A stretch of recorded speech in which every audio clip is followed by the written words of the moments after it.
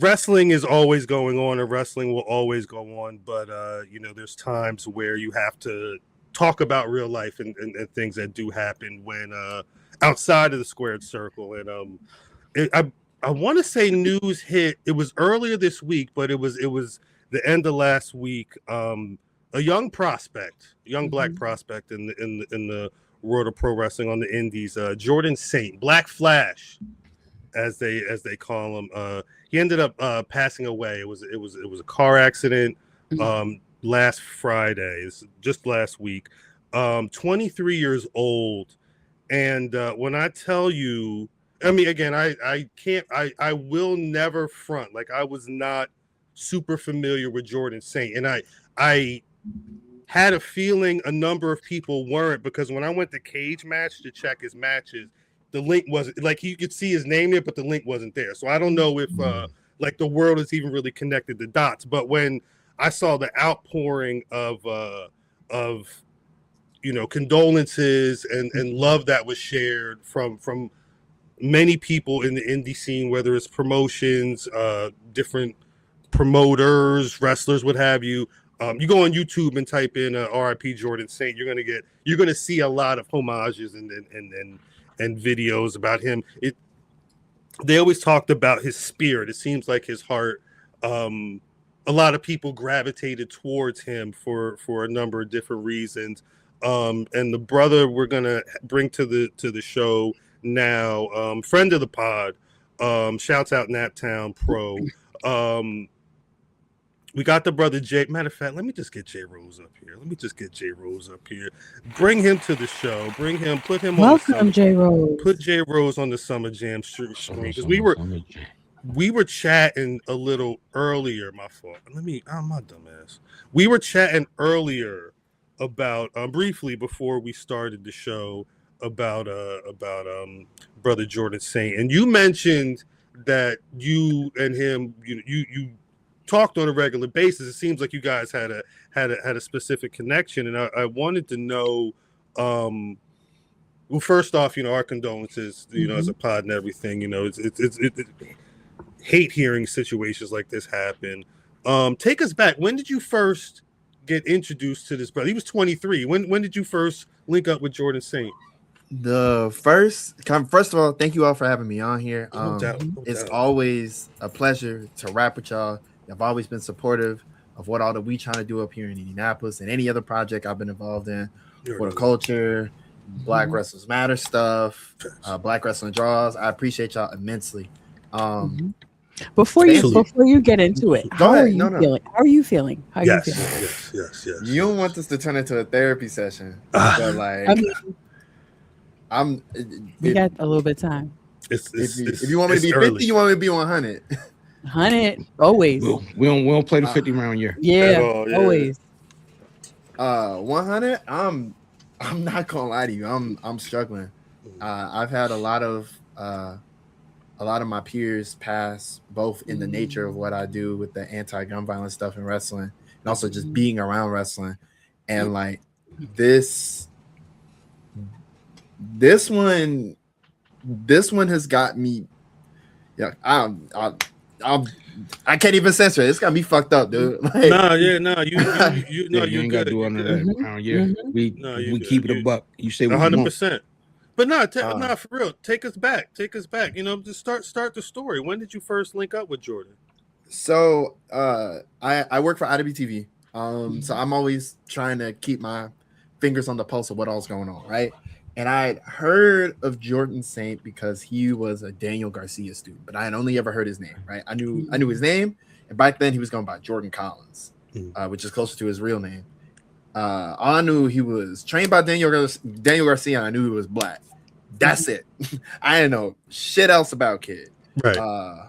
My dear close longtime personal friend, the Hoodfoot, Maurice Atlas. Shut up. He not currently part of it, and there's no beef, but he was at one point part of the booking team for Naptown All Pro, and he was like, "Bro, you gotta bring in this kid, dog." I'm like, "Okay." But like our roster's already bloated as is. And he's like, nah. You not hearing me, bro. You gotta bring in this kid, bro. He's like, man, type. Imagine if you took he the next Lee Moriarty. And I'm like, what? And like, okay, so like he's a technical wrestler. Yeah, he be doing technical shit, but also he do high flying. He hits real hard. Like, you really gotta look into this cat. And it's like, is that what makes him like Lee Moriarty? It's like, nah, like he dark skinned and he kind of tall. I'm like, nigga, I'm the next Lee Moriarty. What do you mean? But he was adamant, and Hoodfoot get real scatterbrain, all them death matches start. He's violent. Yeah, absolutely. So, but he was adamant. You gotta bring this kid in. You gotta bring this kid in. You gotta bring this kid in, right? I don't know if you are familiar with the good folks at WrestleWave, but they're another black-led wrestling platform. Sure. And they reached out to me for some advice because I'm, dealing with Wale Mania stuff, editor, been in GCW. They asked me for advice, and eventually they invited me to their Discord. And Jordan Saint, who I'll call JoJo, Jordan Saint, JoJo, same person, was in the Discord, and it just kind of felt like fate. Now that kid was a lot. He was a lot to deal with. He was 19 and he lived in New York. And I said, hey, kid, I know you shouldn't be driving cross country by yourself, but if you can help me find a carload, we'll give you a shot. He scrambled. He was in between wrestling schools at this point. Something had happened, but he found a carload out of the East Coast to come to do our free festival show that we do every year with a local hot chicken restaurant. And he came in, and he wasn't the next Lee Moriarty, but he was definitely the first Jordan Saint, and he blew us all away. To this day, in the about 4 years of our existence, one of my favorite matches we've ever put on was Calvin Tankman, who we need to talk about his placement on the BRP 50, but that's a different conversation for a different time. Calvin Tankman, Chase Holiday, and my boy Sean Kemp, not the basketball player, that's his real legal name, against Timothy Bosby, another person we need to talk about his placement on BRP 50. Yeah. Who was that? Mackenzie Morgan. Timothy Bosby. Timothy, he's the cat. He's in Memphis, right? Yes. Yeah. The light skinned cat. I saw him at the end of the Christmas show they had last year. He's the brother down there. He's Kurt Angle type shit. Yeah. He is the Memphis wrestler right now. But it was him, Mackenzie Morgan, and Jordan Saint, and those three kids who each of them were couldn't have been any more than a year in, right? Went out and they blew everybody away. And that was the start of a on and off again, not by anybody's particular fault, just he's a kid. Sometimes he couldn't make it to shows. Sometimes he was going through it. Sometimes, he had a date and it was like, hey, either I go to this booking or I go on this date. And I would tell him, hey, bro, go on that date. Wrestling will still be here. But he was a regular to the point where he would say that Nap was his home promotion. And it's just crazy how life and wrestling works. The fact that this kid from Long Island, New York, with in the hotbed of independent wrestling, consider his home promotion some that's in the dead center of Indiana. So and through that time, both independently and through WrestleWave, me and him kind of fostered a big brother and little brother sort of dynamic where whether I wanted to talk to him or not, he would always be asking questions, asking curiosities, wanting my opinion, be like, hey, how do you feel about this? What do you think about that? And eventually it blossomed into him really starting to ask me and a bunch of the other people around the WrestleWave sphere life advice. Like, oh, I'm thinking about going back to school. Oh, I'm thinking about moving down to Georgia, being closer to my pops.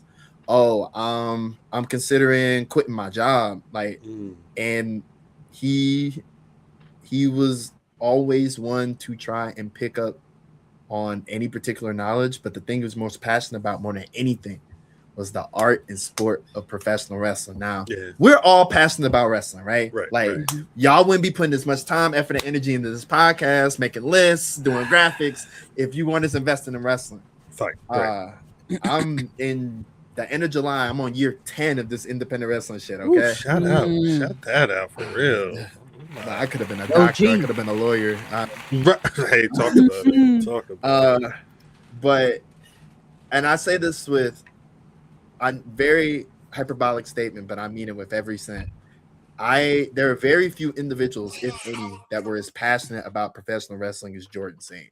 It was almost an obsession to him. You could send him anything from any era. He would watch French catch wrestling from the 20s. He would watch George Hackenschmidt grabs. He would be watching Bruno Sammartino. He would watch Japanese indies. He would watch Joshi stuff.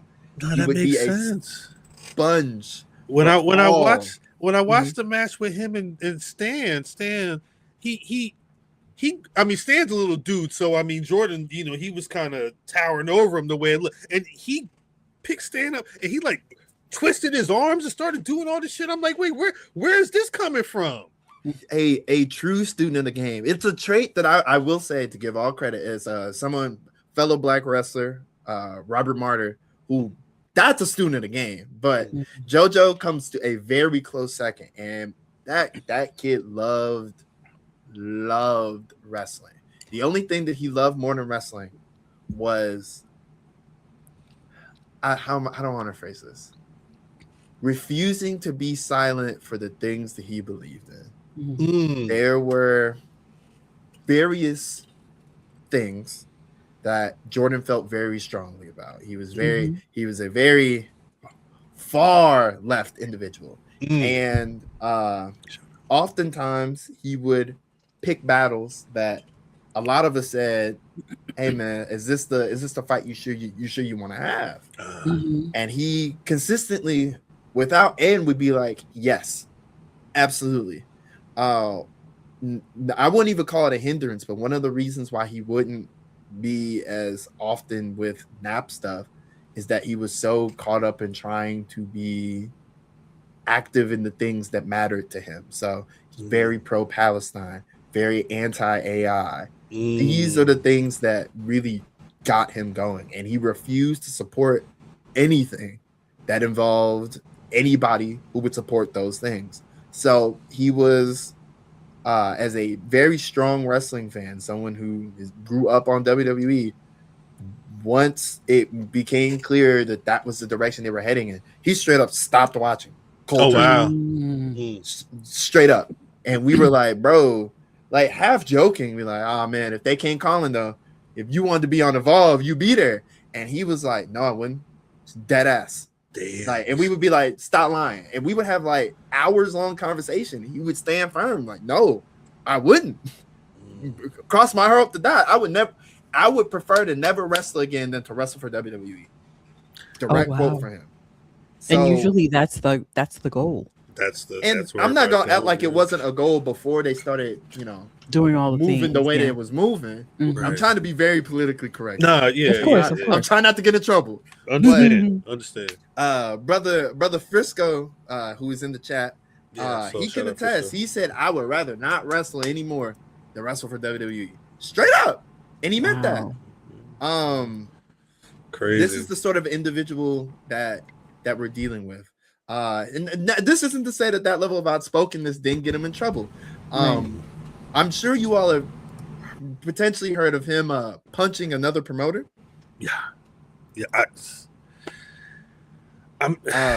If you give me a moment, I will regale this story. No, please do. While shielding the identities of those that may be affected, but there was a wrestling promotion. EA boss or somebody on Lucky Math. I'll tell you more info after the fact. But there's a wrestling promotion in the New York, New Jersey area where JoJo is from, and JoJo has always had issues, so to speak, sticking to one wrestling school or another, whether it be because fitting in a work schedule, or they, and I'm not saying this is a complete positive, they weren't teaching him the things he wanted to know, or he felt like he was being disrespected. It was hard for him to find a place close to him.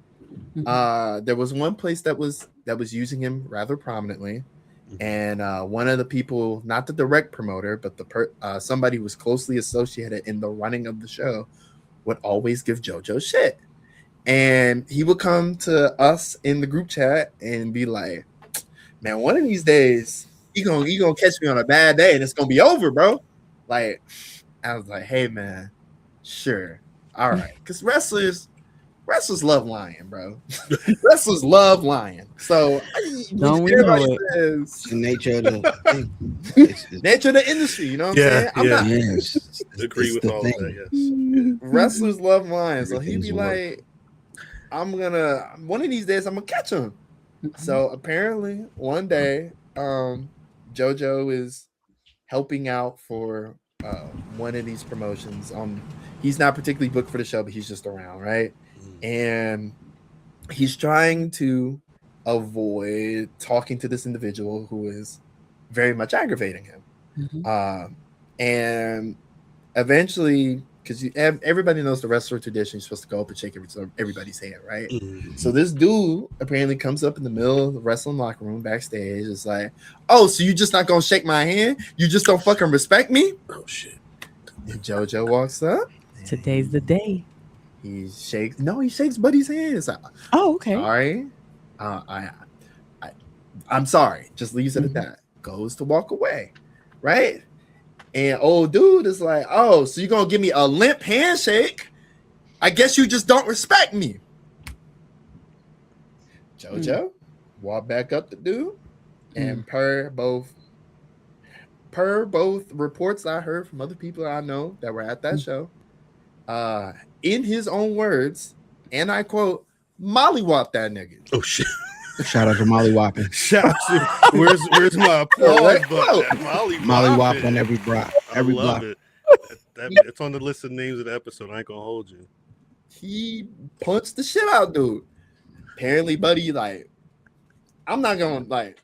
From people I've heard, he punched the shit out of him. Okay, the way people told, and these are people who are both JoJo pro JoJo and JoJo neutral, were like, damn near punched him like he was Jazz getting thrown out the crib in Fresh Prince. The shit out of him. Okay, and then stormed off. Keep in mind, we are in the group chat like, wait, what are you doing? Like, right. He says like he's disrespecting me. I don't know if I should go up and shake his hand. And then like 10-15 minutes pass, and he's like, I punched the shit out that nigga. I'm like, oh, how did we get here? Right, 100%. I thought last time you talked to me, you was avoiding him, and then you mollywopped him, bro. What are we doing? Right. I love it. JoJo was very into nerd culture stuff, comic books, anime, huge hip hop fan, but he was very much in the nerd culture. And he was sending voice notes in our group chat that sounded like he was Spider-Man. Like, bro, you can't do this shit to me, man. Every time, everybody that wants to do something right and wrong in this world, I'ma stand up and I'ma do what's right. And we're like, nigga, you are not Miles Morales, bro. You are not Miles Morales. I need you to chill out. Nah, fuck y'all, bro. Anybody trying to disrespect me, fuck this wrestling shit, bro. I'ma do what's right, and I'll punch any promoter. Now keep in mind. That's that passion. But Black Dynamite, I sell just the community. But Jordan said, I'm a wrestling promoter. He's like, I've never done you wrong, but like, would you punch me? And he said, if you cross me like that, I would beat your ass too. After the fact, after he calmed down. So I'm like, oh, you really meant that. Oh. And to be honest, I got no choice but to respect it. If the nigga say he gonna whip my ass, if I treat him wrong, I got no choice but to believe that the nigga's gonna at least attempt to whip my ass if I do him wrong. Right. So let me not do him wrong, so I don't get a potential ass beating. Right. This is the sort of person that Jordan Saint was. Not particularly amazing. Very New York. Incredibly New York. The type of person that may stand up for himself, but he was, because the whole framing of him punching that promoter was he's been getting away with this shit for too long with too many people. Right. He wasn't going to do it for himself, but rationalizing it to be like, hey, if you hate me and ban me from this place, that's fine, but you'll never treat another person like this again. This is the sort of person Jordan Saint was. Yeah. Wrestling mattered more than anything. Like, he was there to help set up and show face.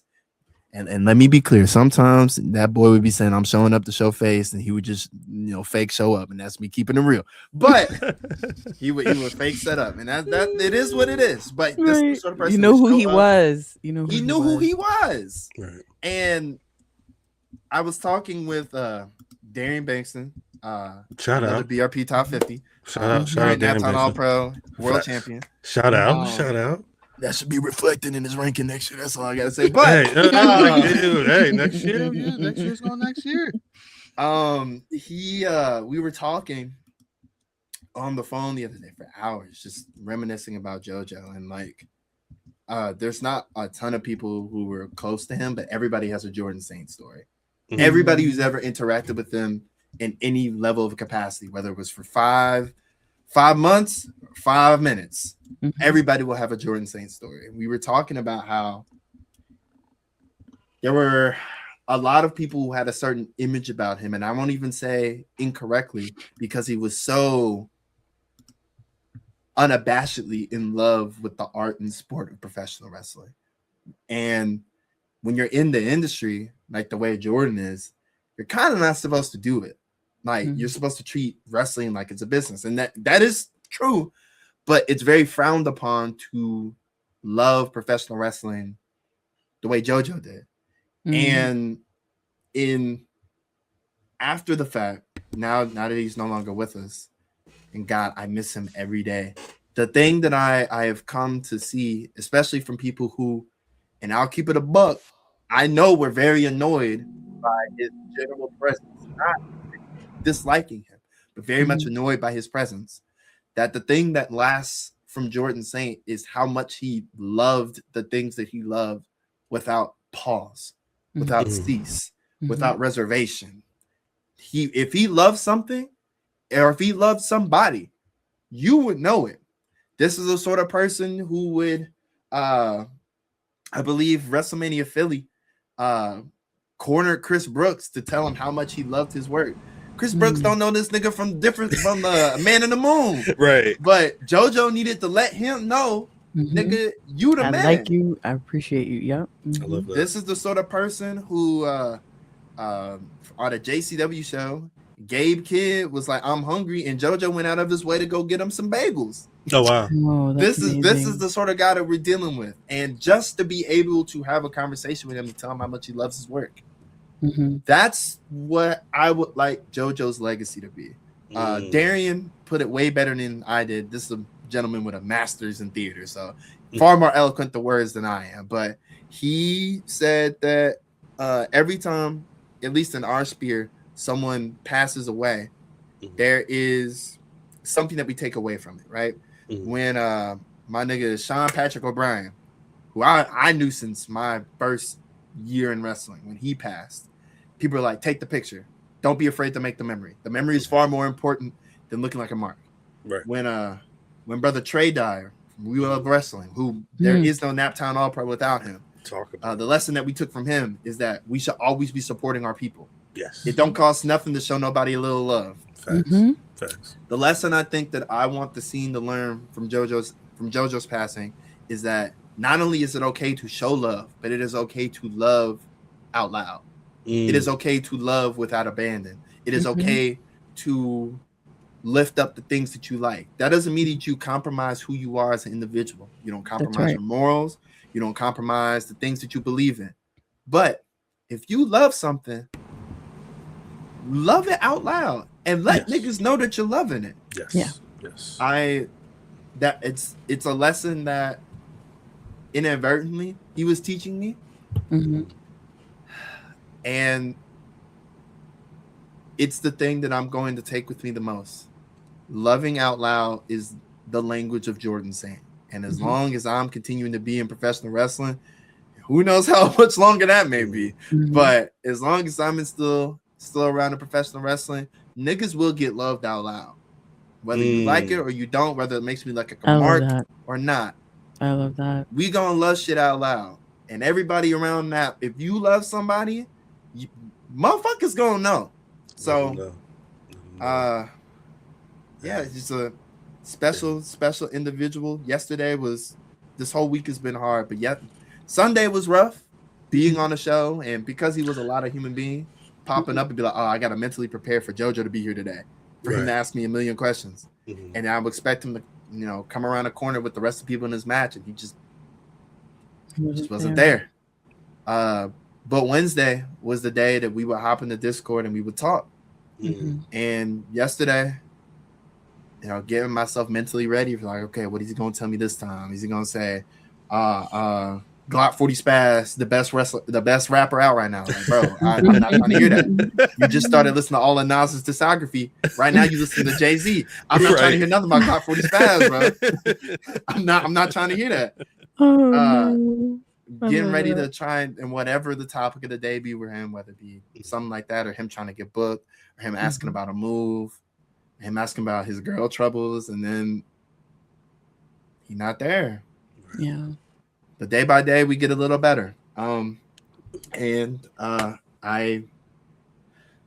took a week for myself. I did my bare minimum and what I need to do for my job so I can pay these bills, because capitalism stops for nobody. But next week we back on the grind, because if one thing I know about Jordan Saint, that nigga wouldn't want me to stop.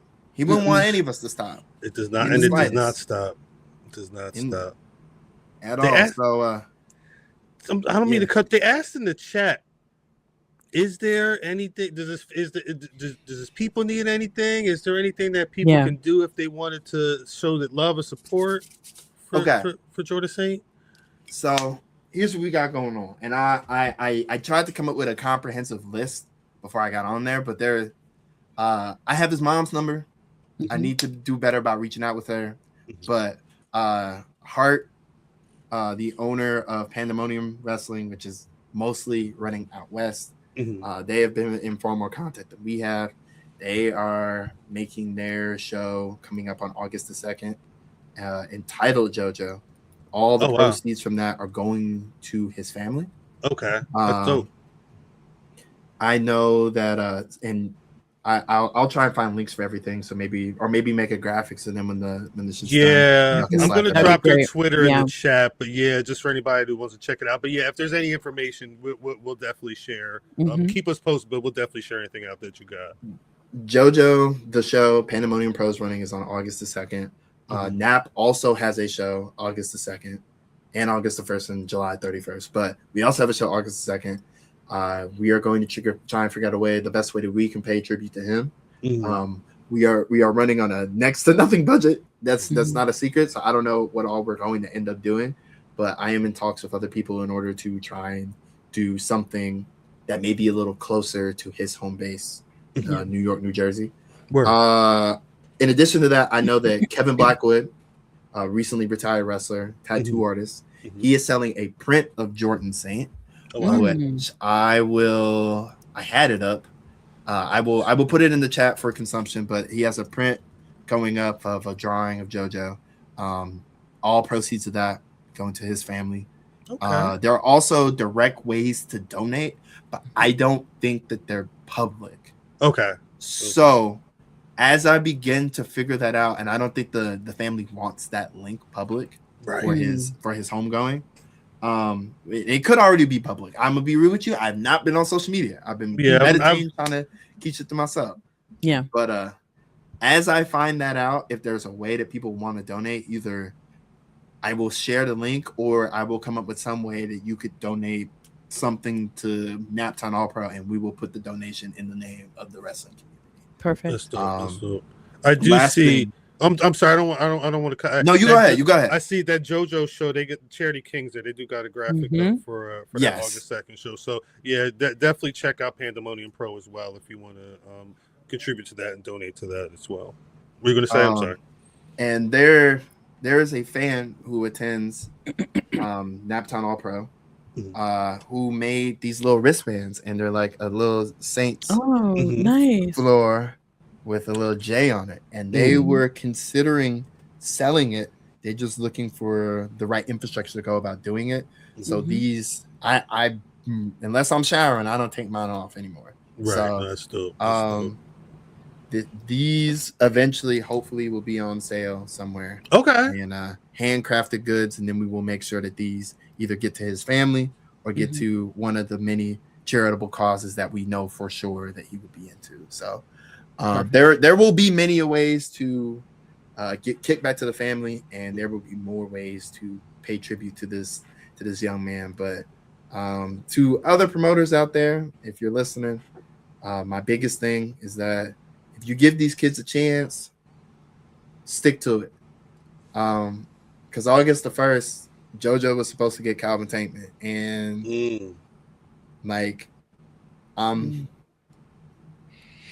had been asking for it, and he had been, after the past few months, Shody put the work in, and there is no beating myself up over it. There's no regret, but it's like, if I had done it sooner, I wouldn't have the pit in my stomach like, damn, you was finally gonna get what you want. So don't let tomorrow just be tomorrow, man. Do that shit now. Yeah, do that shit now. Damn, live in the present. Yeah, valuable lessons. Hate that's how it has to be learned. Jrose, appreciate you for coming through. We got to get to the rest of the show. We will be in touch again for all things JoJo and for all things Naptown. Appreciate you. What's the best way for people to get into contact with you, find you on social media and stuff? You can find me on social media at this is Jrose if you want to follow me personally. I don't really talk about anything except for my girl and Indiana Pacers basketball, which ain't shit to talk about recently. So really just talking about my girl.